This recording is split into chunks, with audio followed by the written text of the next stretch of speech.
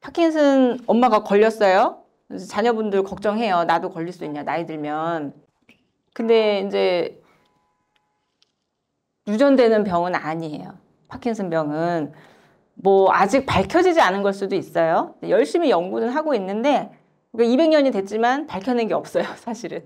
네, 약물만 좀 개발이 됐을 뿐인 거고. 그래서 유전되는 병은 아닌데 단 파킨슨이 젊은 나이에 오시는 분이 있어요. 40대, 50대. 이 나이에는 파킨슨이 오면 안 되거든요. 근데 그 나이부터 파킨슨이 와요. 굉장히 드물어요. 사실 저도 한 20년 이제 신경과 전문의 하면서 한 명 봤어요, 딱.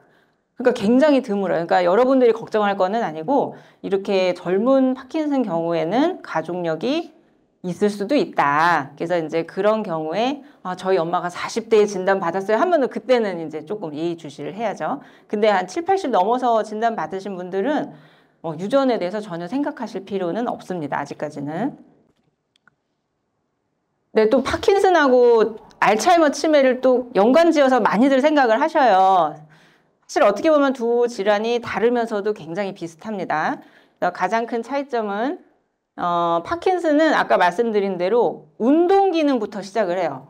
운동이 느려지고 떨리고 뻣뻣해지고 못 걷고 이런 운동 기능이 나빠지면서 시작을 하는 거고 알츠하이머 치매는 기억력이 없어지고 깜빡깜빡하고 이런 인지 기능부터 시작을 하는 거예요. 그래서 파킨슨은 도파민 때문에 생기는 질환인 거고 그다음에 알츠하이머는 아세틸콜린이라고 하는 또 신경 전달 물질이 있어요. 요게 저하되면서 생깁니다. 이게 둘 다 노인들한테서 발생하는 질환이다 보니까 파킨슨 환자가 결국에는 치매 환자가 되고 치매 환자가 결국에는 또 파킨슨이 돼요. 언젠가 만나는 지점이 오기는 해요. 100%는 아니지만. 그래서 또 치매도 종류가 굉장히 많아요. 알고 계시죠? 그래서 알츠하이머 치매하고 파킨슨 치매가 또 틀려요. 근데 요거는 또 이제 전문가만 알 수 있는 감별점이 있는 거고 이제 우리가 특별히 알 필요는 없습니다. 어쨌든 오늘 얘기한 특발성 파킨슨 말고 여기 어머니께서 얘기하신 증후군 조금 더 젊은 연령층에서부터 시작을 해요.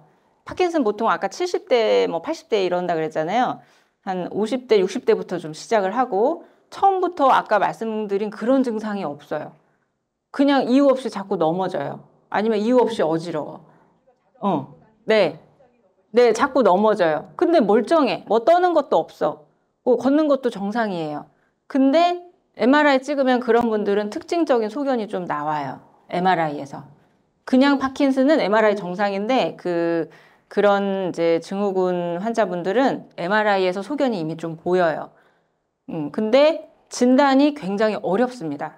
왜냐하면 증상이 애매하기 때문에. 그래서 좀 그게 의구심이 드시면 대학병원, 이제 그 대학교 교수님들 그런데 한번 진료를 예약해서 받아보시면 되는데 이거는 응급은 아니에요. 그죠? 그러니까 그냥 날짜 잡히는 대로 한 번쯤 진료 소견 한번 들어보시면 좋을 것 같기는 해요. 아까 말씀드렸지만 운동을 하면 어쨌든 뻣뻣해지고 경직되고 근력이 떨어지는 거에 대해서 좀 늦게 그 진행이 늦게 되도록 좀 도와주는 거죠. 네, 안 하는 것보다 훨씬 좋아요. 대신에 자꾸 넘어진다고 하시니까 보호자분이 반드시 동행을 하셔야죠. 운동하겠다고 또 넘어져서 골절되면 안 되니까. 네, 오늘 눈떨림을 얘기를 안 드렸는데 눈떨림도 되게 많죠. 환자분들 뭐 한두 번은 경험을 해보셨을 거예요. 근데 눈떨림으로 제가 10명 진료하면은 10명 다 이상이 없어요. 다 마그네슘을 다 이미 드시고 계셔요. 이렇게 지금 걸어 다니면서 외래 오실 정도로 건강이 괜찮고 식사 잘 하시는 분이 마그네슘 떨어져 있을 확률은 사실 굉장히 드물어요. 그래서 대부분은 제가 뭘 물어보냐면 요새 스트레스 받았어요? 뭐 힘들어요? 잠 못 잤어요? 커피 많이 먹었어요? 이거 물어봐요. 그러니까 그게 원인인 거예요.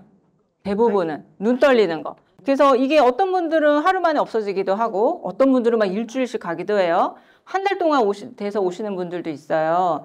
근데 이제 눈 떨리는 거, 눈 밑에가 떨릴 수도 있고 위에가 떨릴 수도 있는데 예를 들어서 입 주변이 떨려요. 여기가. 얼굴 전체가 막 이렇게 찡긋찡긋해요. 이런 경우는 좀 검사를 해보셔야 돼요. 그러니까 눈 밑만 파르르 떨리는 거는 아무 문제가 없는데 얼굴이 막 실룩거리고 입술도 그렇고 뭐가 이게 전반적으로 다 그래. 반쪽이 그래. 이러면 MRI 찍어봐야 될 수도 있습니다. 근데 그게 지속적이냐 아니면 그냥 그러다 마느냐 이런 것도 중요한 포인트고, 자주 그러는 거는 아마 이제 몸이 피곤하거나 스트레스 받거나 못 자거나 뭐 좀 근심이 많거나 심리적인 요인에 의해서 좀 더 생겨요.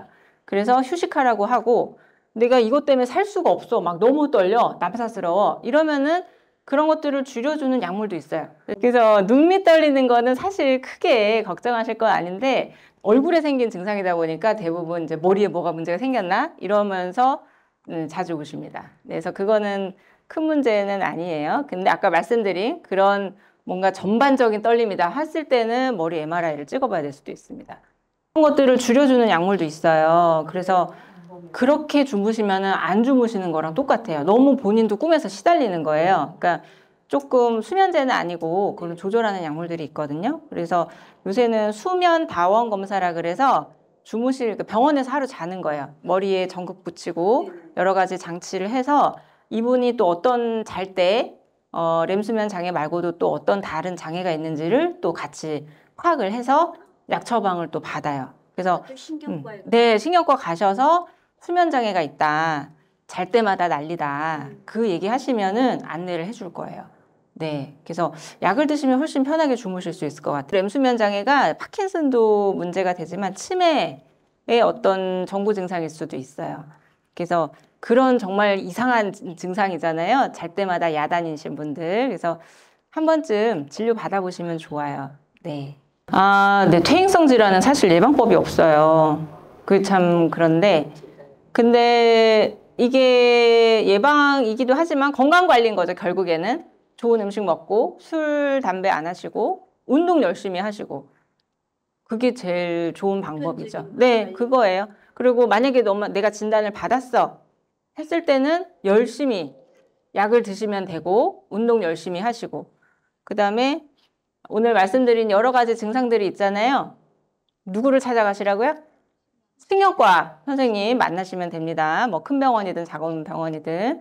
그리고 파킨슨이 어쨌든 물론 많이 힘든 병이긴 하지만 잘 조절만 되면 10년에서 20년 잘 또 생활을 영위를 하셔요. 실제로 그런 제 환자들도 많고, 물론 저희 병원에 누워 계시면서 요양병원에 계시는 분들도 계시지만 10년, 20년 잘 걷고 계시는 분들도 계시단 말이에요. 그래서 신경과 선생님들이랑 면밀하게 얘기하면서 약물 잘 드시고 운동 잘 하시고 관리를 잘 해 나가시면 좋을 것 같습니다.